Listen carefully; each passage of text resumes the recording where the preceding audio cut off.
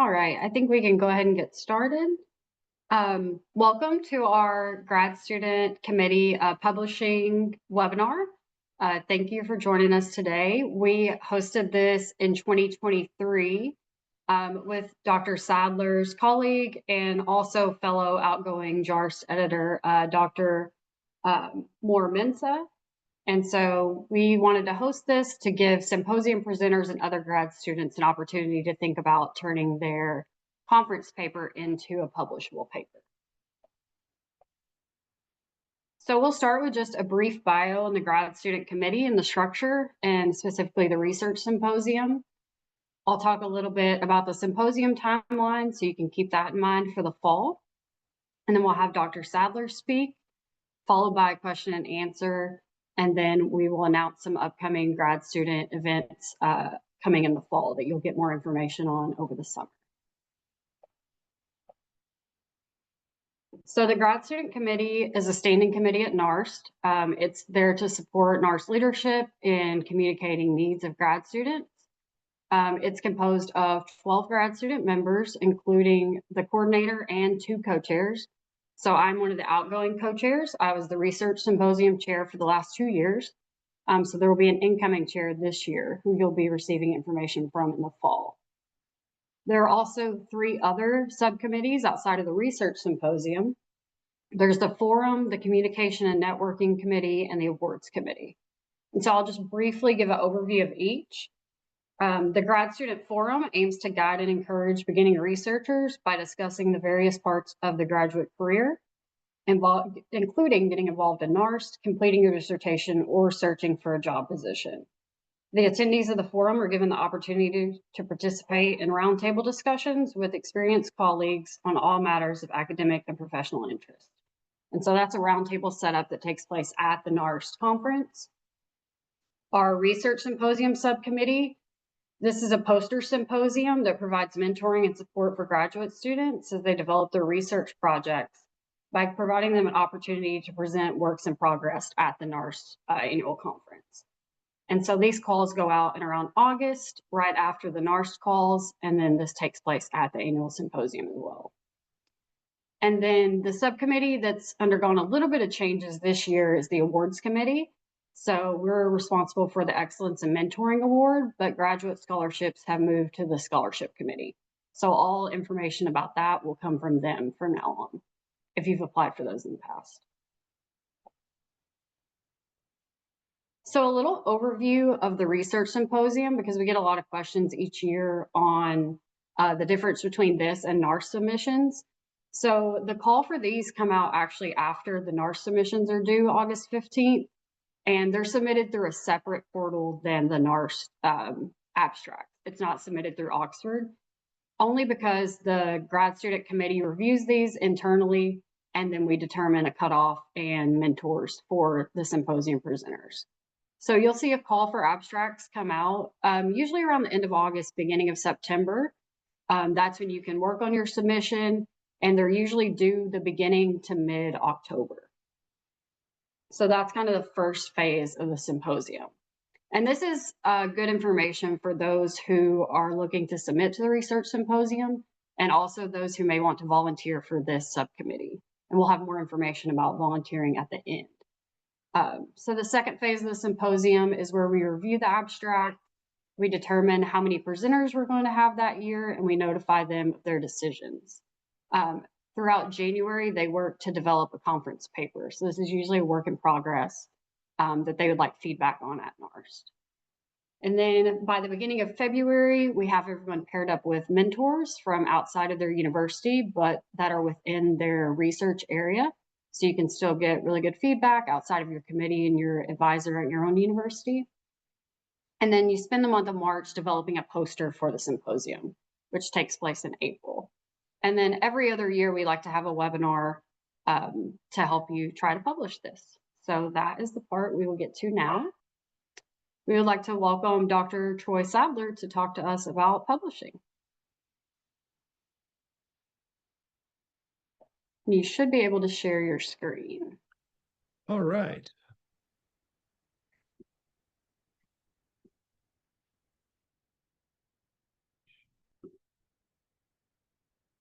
Okay, I should be sharing. Can I just get a thumbs up or? Oh, great. Thank you, Savannah.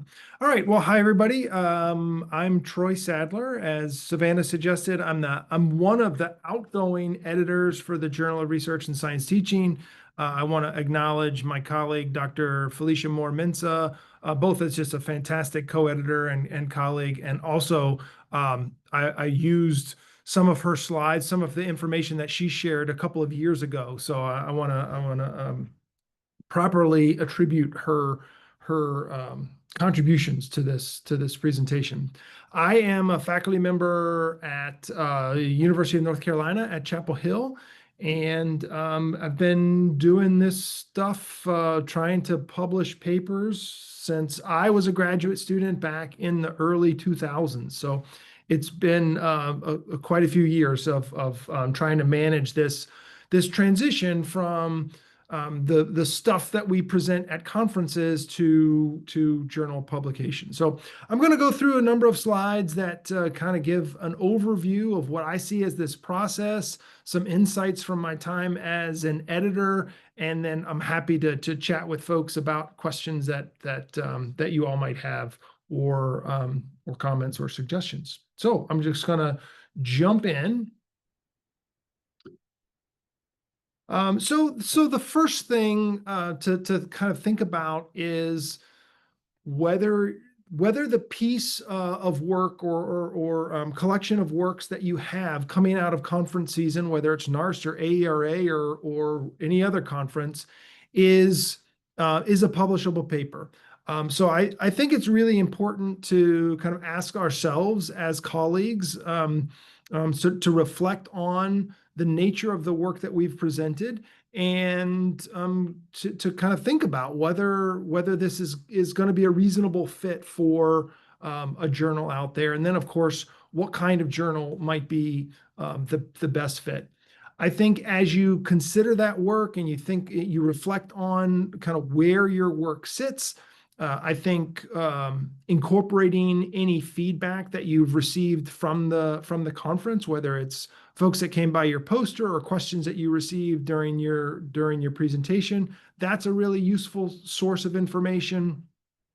I also encourage you to think really carefully about the kind of the focus of your work and how that may or may not align with the foci of journals that you might be interested in. And then ultimately, you want to be thinking about the contribution that your piece makes. So as you consider publishing research, it's usually a major factor in that process is the extent to which your product makes a novel contribution to the field. And so trying to be honest with yourself about the nature of your work and the ways in which that work contributes to the field and helps to advance the field. Those are going to be kind of critical, kind of big level considerations to make as you're moving from this work that you share in a conference to a journal situation. All right, so where might you consider sending your work? And I think it's useful to consider to start thinking about where you would send your work as soon as you start preparing a manuscript. And so within the field of science education, there are lots of options. Many of them are displayed on this screen. I certainly have not included all of them, but this is a good starter list. I think the key here is to understand as you're making a decision about like, well, where should I send my work? I think a really key factor is understanding the focus and purpose of the journal that you want to send to. And so I'll just in looking at the journals that are highlighted with images, there's a lot of similarities across these journals. Many of them, not all of them, but many of them are going to have a science education specific focus. And so if my research doesn't necessarily focus specifically on science teachers or learners, then I might think about something, a broader journal. So teaching and teacher education is identified here as a journal with a slightly broader focus. Journals like JRST and Science Education, those are our top tier journals in the field, and so they're going to be going into to a submission process with those journals. You can assume that's going to take a while to move through that process. The review is probably going to be pretty rigorous. As I'm thinking about whether to submit my work to one of these journals, I think about the quality and contribution of that work. The best work that I have in terms of like the quality of the research, that as I think about the sample, I think about the contribution that it makes. I think about the theoretical dimensions to the work. I'm gonna kind of hang on to my best work for those kind of top tier venues. If I have a piece that really specializes beyond just science education, but really specializes in science teacher education, then I might consider JSTE, for instance. If I have a piece that we draw significantly on sociocultural theory, then that would lead me to at least consider the cultural studies of science education. So thinking about the focus, the nature of the purpose of, and the quality of these different venues, journal venues, can be really helpful as you try to navigate which of these journals that you might send your piece.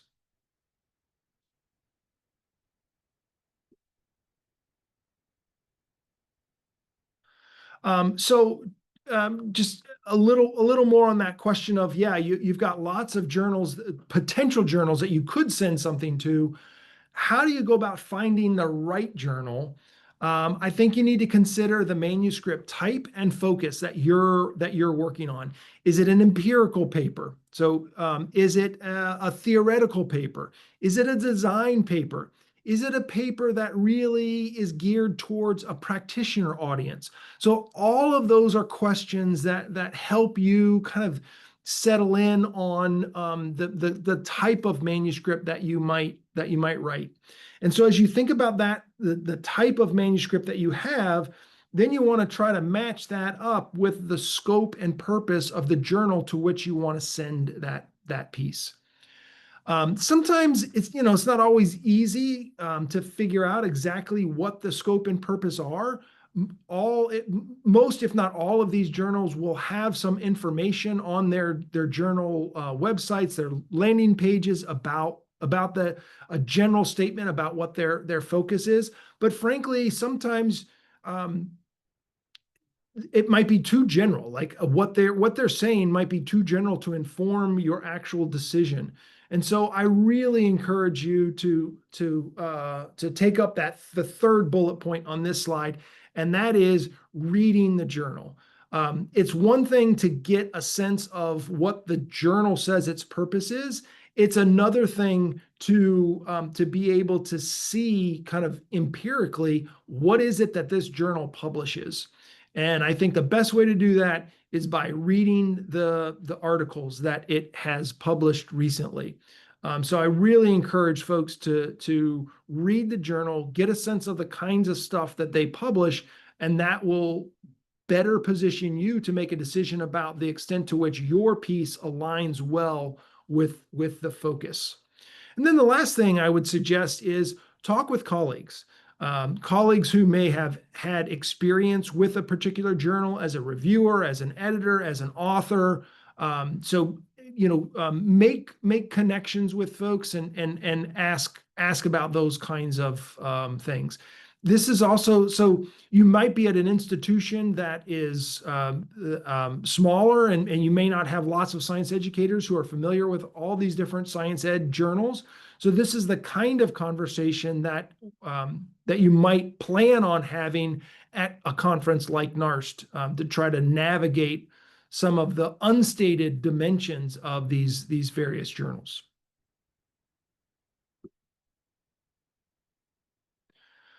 All right, so this is one of the slides that I want to make sure that I give credit to Dr. Moore-Mensah for. This comes from some of the resources that she's put together on her website, The Scholar Mentor, and that website's listed here if you want to check out some of those resources. But this just provides like a basic map for the major pieces of a manuscript that would be expected for the vast majority of research articles in the field of science education and education more generally.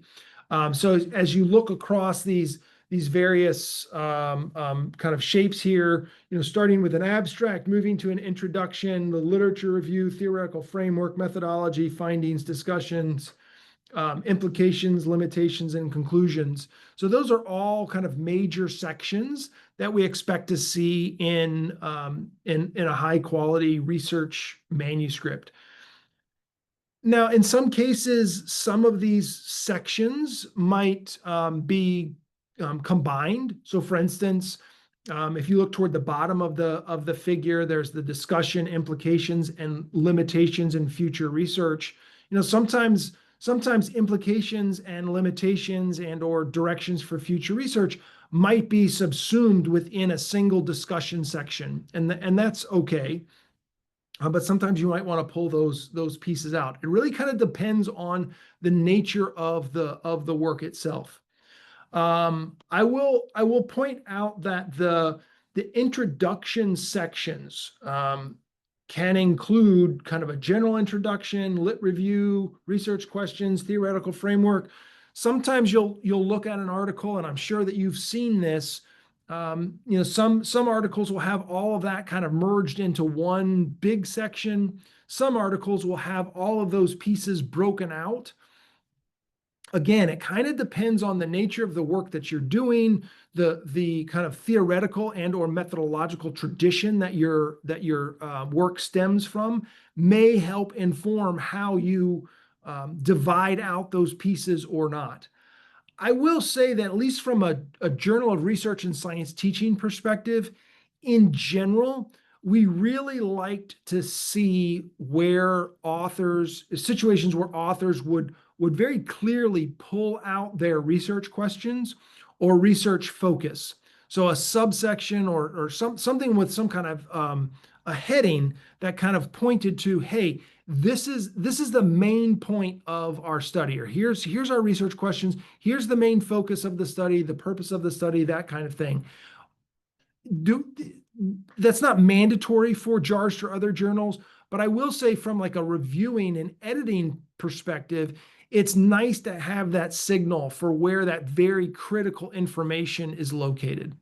I'll also highlight that in many of our JRST articles, certainly not all of them, but many of them, it was really helpful to see a specific theoretical framework kind of identified.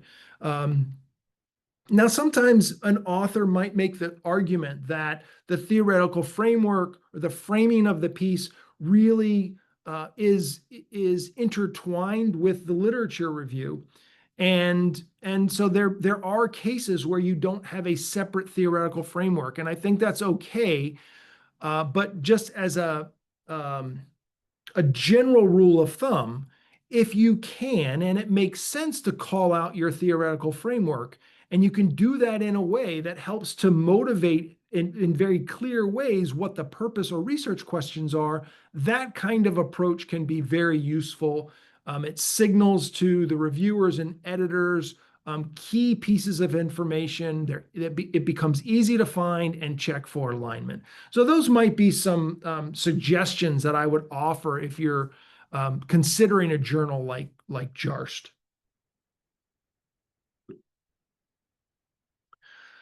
So once you figure out where you want to send your manuscript, then there's this process of preparing your manuscript for submission. And so a couple of things right off the bat, I think it's really critical for you to consider and ultimately write specifically for the journal's audience. If the journal is like Science Education or the Journal of Research and Science Teaching or the International Journal of Science Education, the main audience are going to be other science education researchers. If you have a really strong piece and you think that it has some contributions to make beyond the field of science education, and you want to go to a journal like the Journal of Learning Sciences or Cognition and Instruction or Teaching and Teacher Education or something, you need to know that like that audience is going to be made up of researchers, but it's not going to be only science education researchers. So there may be some ideas that you need to justify or substantiate in ways that you wouldn't necessarily need to do for a science education only audience. So that's one way to think about audience. Another way to think about audience is the kind of the professional identity of the folks that are reading this. So writing for a practitioner journal like an NSTA Journal of College Science Teaching, for instance, or Science Scope, that's going to have a very different audience than an audience of researchers. And so you need to write to that audience differently. One of the journals on the page that I had on a few slides ago had innovations in science teacher education. So that's has an audience that the purpose of that journal is to share innovative practices for science teacher educators. The audience, it tends to be folks that are looking for ideas to incorporate in their science teacher education classes, professional development, et cetera. So again, that audience is going to have different expectations and different demands than an audience of researchers, for instance. So thinking about who the audience is and what they're expecting is going to be really critical. Some other ideas that I encourage you to kind of think about carefully as you're putting together your manuscript. We just went through on the previous slide all the different sections of a manuscript. You want to make sure that the narrative across those different sections are really tightly aligned. If you talk about a construct in one section, when you get to that construct in another section, in your findings, for instance, as opposed to your methods, make sure that you're talking about it in the same way and using the same language. Don't shift up the language on your readers, because they will flag that, even though you're thinking, oh, those ideas are connected. If you haven't made those connections explicit, don't assume that your readers will. So you want to be really tightly aligned across the various sections. For each of these journals, they will have specific guidelines for formatting. Many education journals will use the APA guidelines, and so that's can be pretty helpful. But most of the journals will have some journal-specific suggestions. So take a look at the author guidelines that are always available on the journal's homepage or website, and make sure that you're preparing your manuscript in a way that aligns with, connects with the formatting instructions that are being provided with the journal. And then I would say, kind of going along the lines with one of the recommendations I made a couple of slides ago, read the journal, look at what those articles tend to do, how they tend to be formatted, and do the best that you can to use similar forms of formatting for your manuscript. Now, I do want to say that when I say formatting here, I'm talking about like the flow of ideas, the major sections, and that kind of thing. You don't need to try to typeset your manuscript in a way that is consistent with the typesetting of a journal. So for instance, if you look at a journal that you want to submit to, and it uses like a 2-column page set that you might see in like a newspaper or something, that doesn't mean that you need to go in and typeset your manuscript in 2 columns. The journal, once it gets accepted, the journal will take care of all that kind of typesetting. But so what I'm talking about here in terms of how does the journal look, it's how do they structure their manuscripts? What's the flow of ideas? Do they always have a method section? Does this journal tend to call out their research questions within a separate section, or is that typically just subsumed within the introduction? Those kinds of things. My last suggestion in this preparation phase is for you to talk with colleagues and ask a colleague to give you a pre-review. Get some feedback before you send it to the manuscript or to the journal.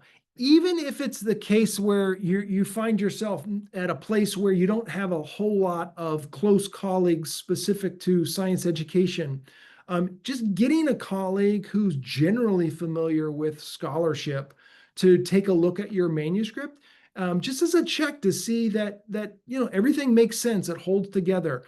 There might be holes in the reasoning or the logical flow that, given your proximity to the manuscript, it's hard for you to see. And so by giving it to a colleague, asking for a colleague to share take a quick read and to share some early feedback can be helpful to kind of catch those pieces that might be hard for you to see, having looked at the thing 50 times in the last 2 weeks or something. So that pre-review can be a useful process. All right, so you're going to prep. You're going to choose a journal. You're going to prep the manuscript. You're going to then you're going to submit that thing. So in terms of submitting, one big piece of advice is you want to submit a very good draft. Don't send a manuscript in that has big, huge problems, that is a mess grammatically. That's just going to tick off the editors. If you haven't taken the time to do some careful editing, then you're not creating any goodwill for yourself with the editors and the reviewers. Having said that, don't wait to submit your paper until it's perfect, because in doing so, you will doom yourself to not publishing. No paper is published, or no paper is perfect. Even the published ones are not perfect. And so if you keep holding on to that manuscript, afraid to send it in to get feedback, then you're not going to move along. So make sure that you're putting out a good piece of work. Do your editing and proofreading and all those kinds of things. Make sure that what you're sending you feel good about, but don't wait until it's perfect, because there's always something that you could possibly change. So give yourself a deadline, or give yourself some point to say, all right, enough is enough. I'm gonna send this thing off. Editing, proofreading is important. Check for your citations. That's something that's fairly simple to do. If you've got a citation that shows up parenthetically in the narrative, make sure that you've got that represented in your bibliography or your works cited. You usually are asked to prepare some kind of letter to the editor. Use that as a chance to let the editors know what this manuscript about, why you see it as an important topic. And then, of course, you're going to, in addition to the main narrative, you're going to need to prepare items such as an abstract, your table and figures document, the appendix, etc. For most, just in terms of this table and figures comment, for most journals, the expectation is that you will have a main narrative document, and then you'll have a separate document with your tables and figures. The expectation is that those will be two different documents, and that you won't just have your tables and figures embedded in the text. And then, some manuscripts will have, or some journals will have the option for an appendix or online supplementary materials, or those kinds of things. And usually the journal itself, the guidelines, will give you some information about what kinds of ideas or information resources are typical in those appendices or online supplemental materials. All right, so your manuscript is going to get sent off. The journal will the editors will take a look at it, send it out for review, and then it's in a few months, maybe up to 6 months, you're going to get a decision back. So after peer review, you're going to get some kind of publication decision. And although journals differ in exactly what they say as their decision, generally the range of options are something like what I have displayed here on the screen. They're going to range from accept to accept with minor revisions. You might get a major revisions, a revise and resubmit, or a reject. Again, not all journals will have all 5 of these decisions. Some may even have more, but this is kind of a typical range of possible decisions. I will also say that a newly submitted manuscript hardly ever gets an accept decision just right off the bat. There's always stuff that is requested to change. So, we've been editing JRST for 5 years now.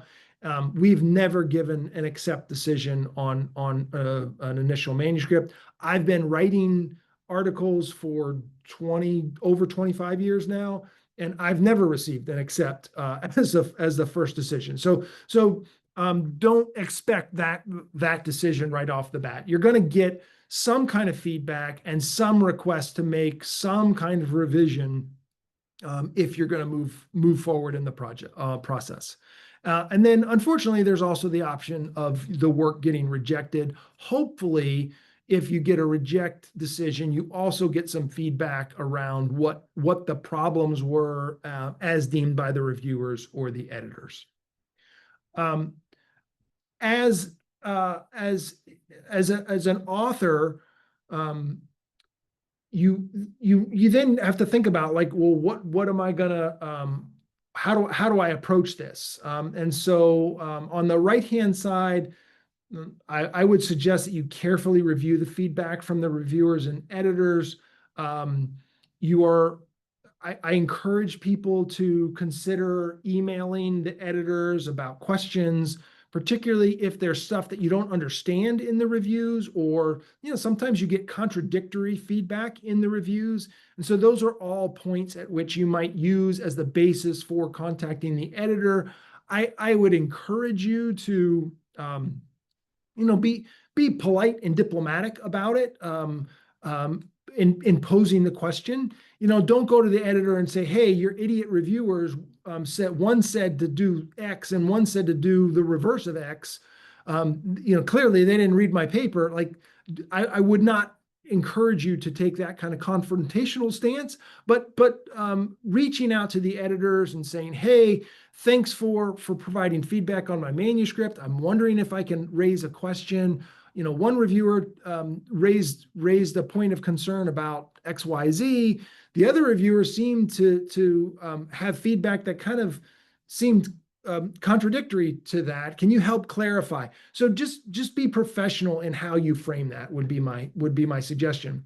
Number one, you want to stay on the editor's good side. Number two, sometimes the editors could send that back to the reviewers and ask. So you don't want to be calling a reviewer an idiot and then that feedback get back to the reviewer. That tends not to happen, but I'm just suggesting the tone that you consider as you put this together. And then ultimately, you should decide whether it makes sense for you to resubmit to this journal or send to another. If you get a reject decision, then that decision has already been made for you. You really do need to send it to another. If the journal says, hey, you can resubmit this after you make major revisions, or you do attend to these things, if the things that they're asking you to attend to kind of run counter to what you're trying to do in your research, that might be a signal to you that you ought to explore other options. So just because you get a resubmission opportunity doesn't mean that you should necessarily take that. Sometimes it means that, hey, maybe I should look for another venue for my scholarship. So when you receive a rejection letter, a rejection decision, there's lots of reasons that manuscripts get rejected. Here are a number of them, and these are probably some of the more frequent reasons that we had, at least in our JRST editorship. I'm not going to go through every one of these, but in raising these, I do think that in thinking about why manuscripts get rejected, that can inform your approach to the preparation of your own manuscript. So things like fit with the journal, which I've already talked about, the theoretical framing of the article, which we talked about a little bit. A lot of times there are limitations in the methods. So even if the research question is fantastic and the theoretical framing is great, but if the methods are limited and are so limited that it's difficult to actually answer that question, that creates problems for the manuscript. A couple of things on here that I haven't mentioned before.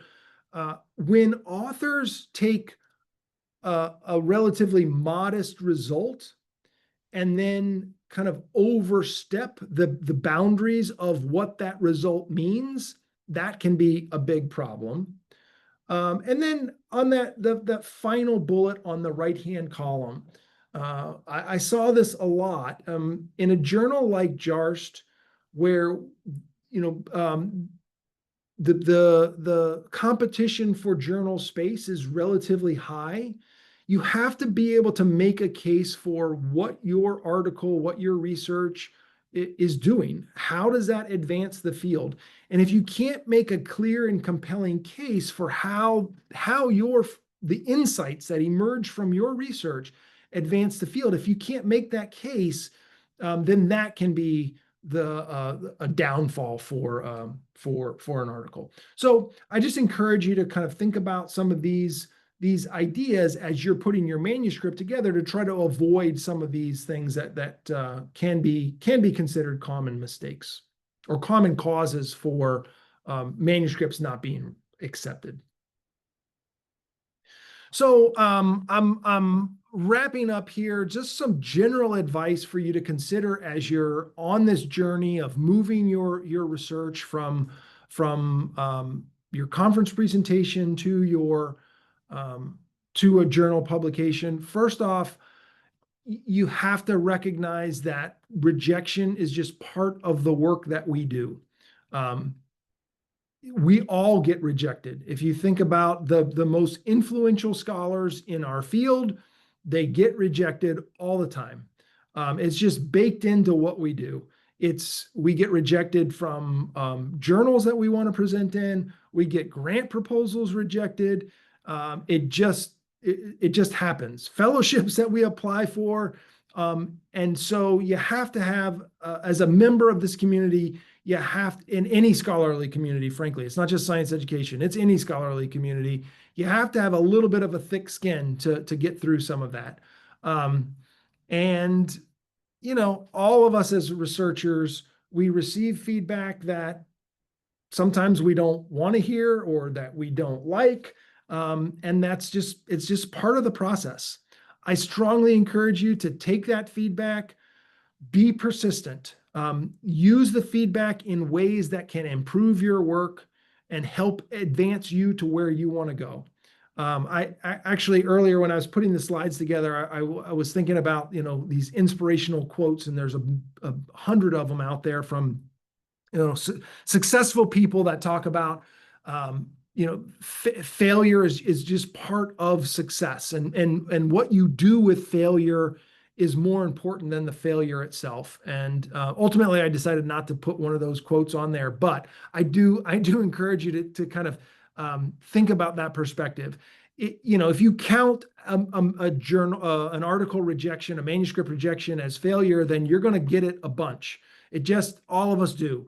And so knowing how to learn from our failure, how to package pieces that may not be successful in one venue and turn that around and send that to a different venue and improve our research overall, like that's part of what this career and this discipline is all about. And then finally, I would just suggest, like, figure out a strategy that works for you to deal with negative feedback. I personally, like, I hate getting rejection letters as much as anybody. If I send out a manuscript and I get a rejection, or frankly, even like a revise and, do lots of revisions before you think about resubmitting to us.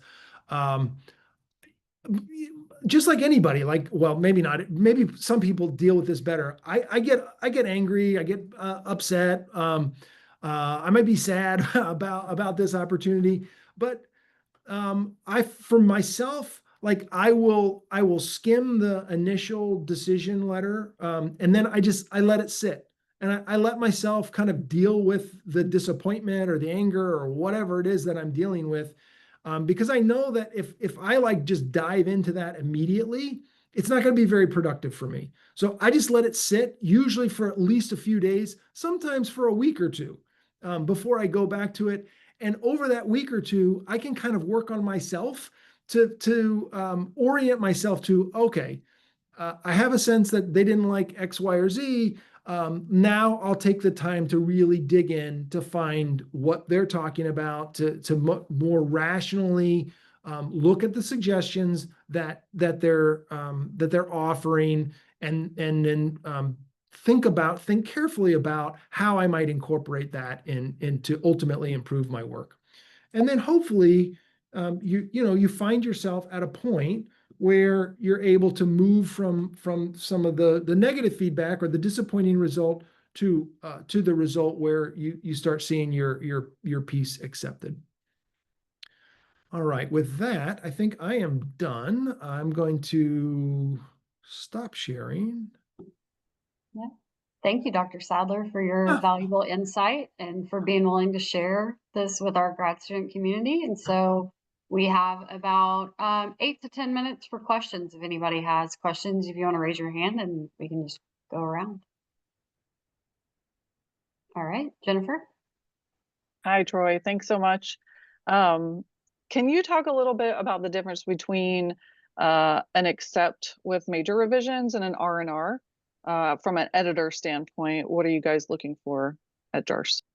Yeah. So I do want to qualify this with, all the different journals, they use language slightly differently. So I can talk about those distinctions in JRST, but it may not translate exactly to every other journal. A major revision, well, JRST has recently changed, and it wasn't because of what the editors wanted, but it was because of the system, like the online system. And so when Felicia and I started the journal, or started working on the journal, we had an accept with minor revision, accept with major revision, and then revise and resubmit. Accept with minor would mean it's just something relatively small, fix the thing, send it back to us as editors. We'll take a look and we'll accept it, assuming that you made that correction or change or whatever. Accept with major typically meant that we would send it back out to reviewers, but that we think that there's enough promise with this, and as long as you can fix that thing that we've identified, or series of things, then we really think this is on the path to acceptance. A revise and resubmit for us was, we see potential in this manuscript, in this work, but there are some issues that we're not quite sure about. And so we're not guaranteeing acceptance with this, but we see enough potential that we want to invite you to make some revisions and then send it back, and we'll kind of take a look again. So for us, revise and resubmit would go back out for review, as another round of peer review as well.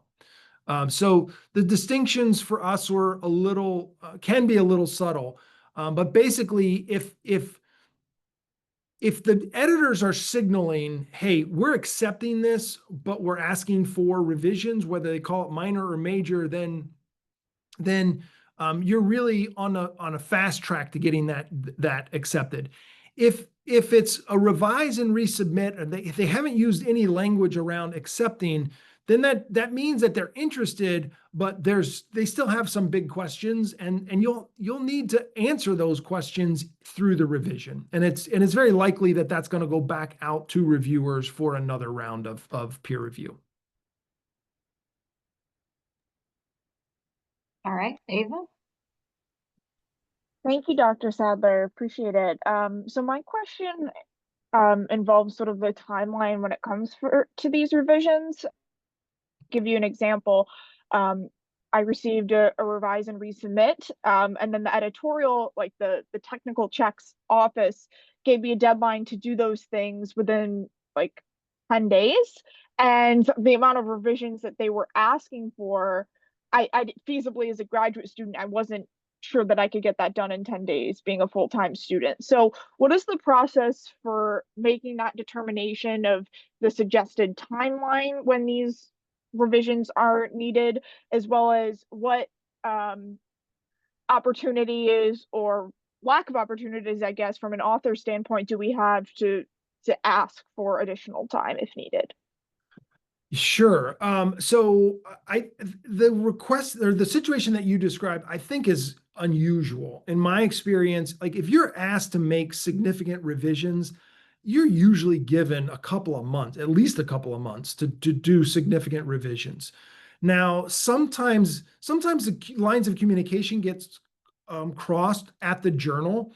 And so you might get someone like on the production side or actually with the publisher, not the editors, but with the publishers that want a quick turnaround for whatever reason.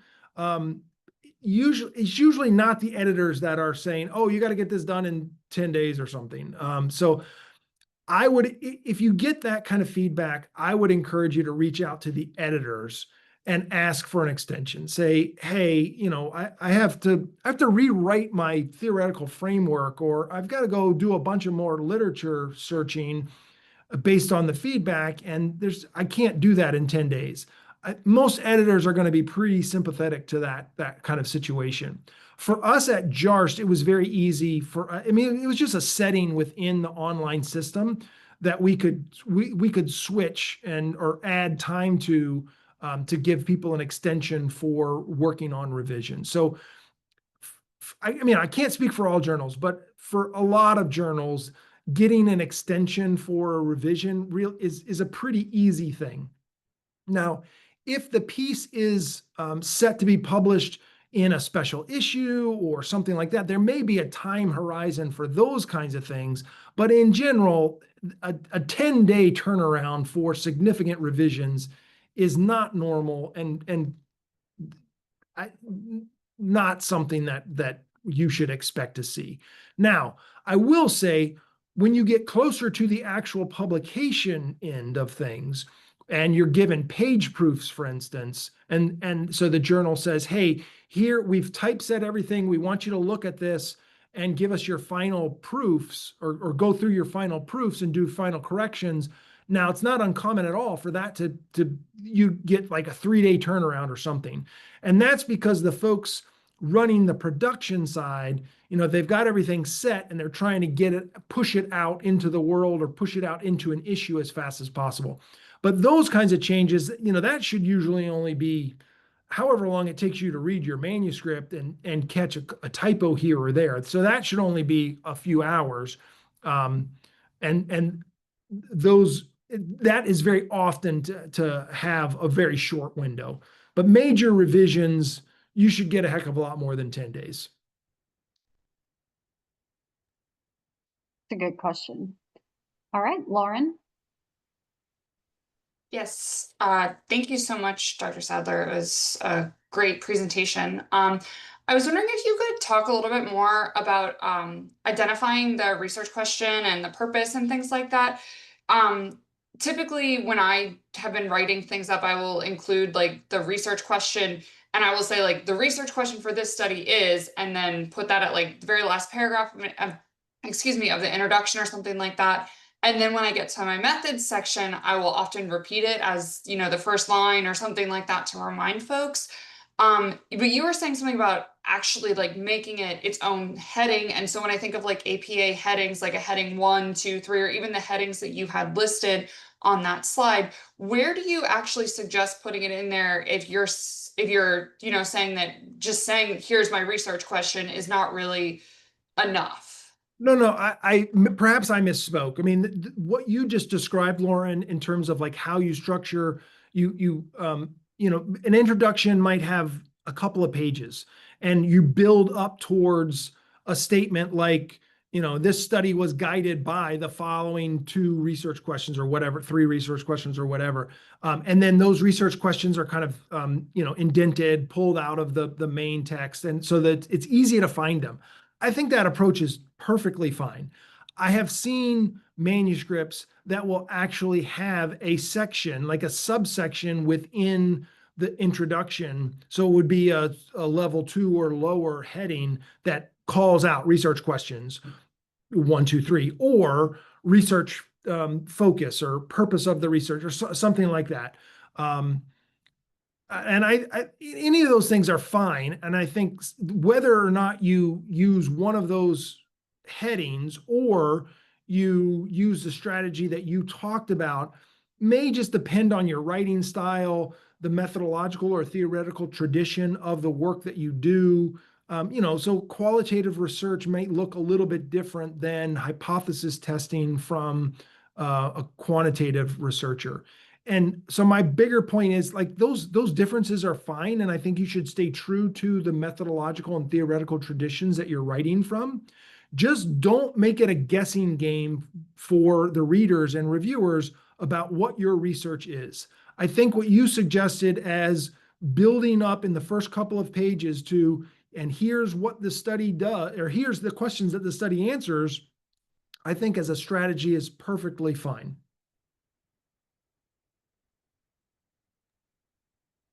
Thanks for your question, Lauren. I think we had one question in the chat, and then we'll move on to our grad student events. But Mutia asked, is it common in in the science education field to submit a paper to a preprint while we submit to the same paper to a journal? I do not think that it is nearly as common as it is in some other places. So I know that the medical community and some aspects of the psychology world have really gone to the open science model that includes preprints. I don't think that is as common in science education. That's not to say that it doesn't happen in science education or that it can't happen in science education. It certainly can. My only point of advice there would be to make sure that wherever you're posting preprints has kind of copyright guidelines in place that will be consistent with or aligned with the journal that you want to submit to. So I would just check on those pieces. But I think open science in general is becoming more popular. I think we will see more movement in that direction across the science education community. But we're not nearly as far along as some other communities that have taken up preprints and registered reports and those kinds of things already. We're just not there yet. All right. Thank you all for your questions. We're going to wrap up quickly with a few grad student events. But thank you so much, Dr. Sadler. We really appreciate it. And for those of you that have been asking in the chat, we will share the recording and the slides that we have either or probably later this week. We'll figure out and send out an email when it's posted.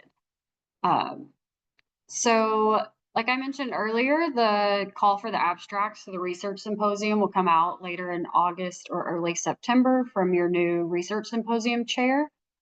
Scholarship information will be coming from the scholarships committee now.